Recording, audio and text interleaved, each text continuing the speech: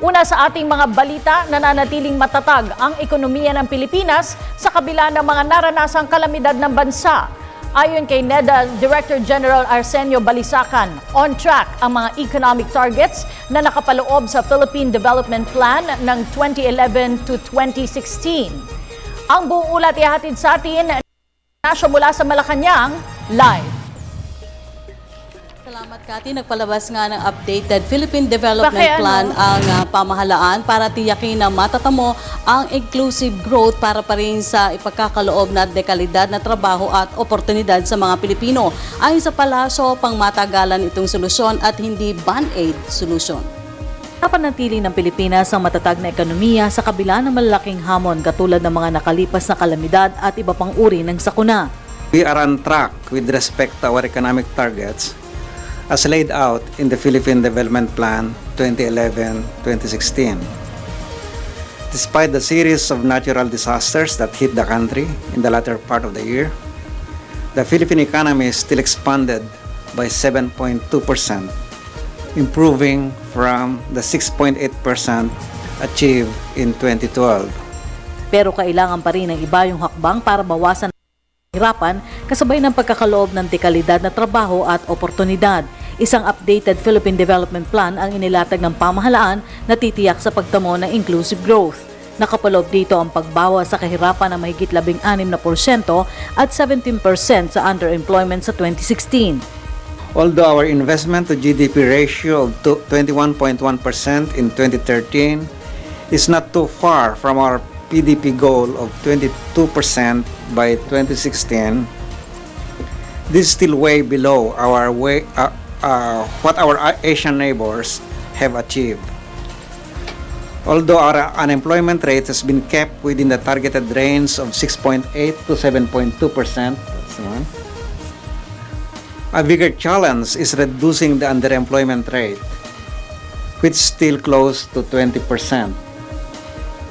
An even bigger challenge is bringing down the poverty to 16.6% by 2016 from its level in 2012 of 25.2%. Bumalangkas na rin ang iba pang hakbang ang pamahalaan para sa pagtamo ng inclusive growth. Kabilang na dito ang pagsasailalim sa kategorya ng mga lalawigan batay sa kanilang pangangailangan at epekto ng kalamidad at iba pang uri ng sakuna. Sa Category 1, bibigyan ng kasanayan para magkaroon ng hanap buhay. Sa Category 2, sentro ang programang pang-agrikultura at pagpapatatag ng kaayusan at katahimikan.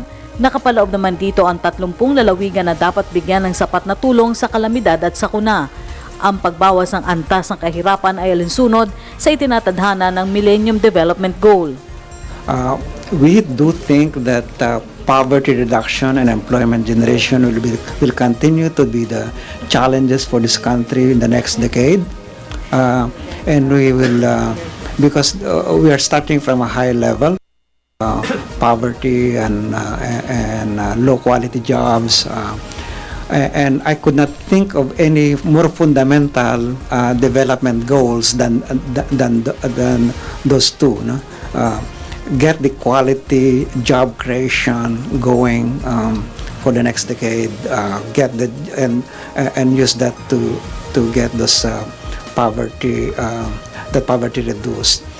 Ang pagbalakas ng updated PDP ay batay na rin sa aral na natamo nitong nakalipas na 3 taon.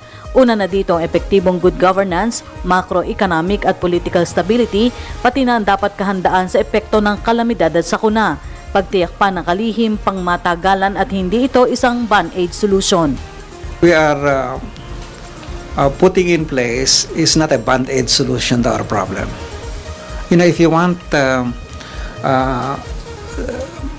much lower unemployment of what we are getting, that actually is easy to do, no? But if you behave irresponsibly, like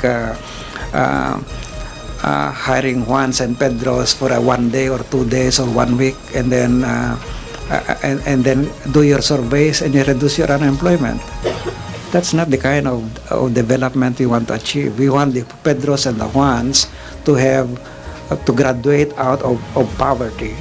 Nagpakitang gilas naman anyang Pilipinas sa kasalukuyang konstitusyon Sagot ito ni Balisacan sa mungkahing i-amyenda ang ilang economic provisions sa 1987 Constitution.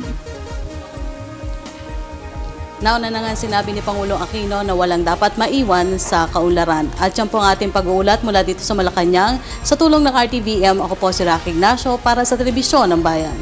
Maraming salamat, Rocky Ignacio.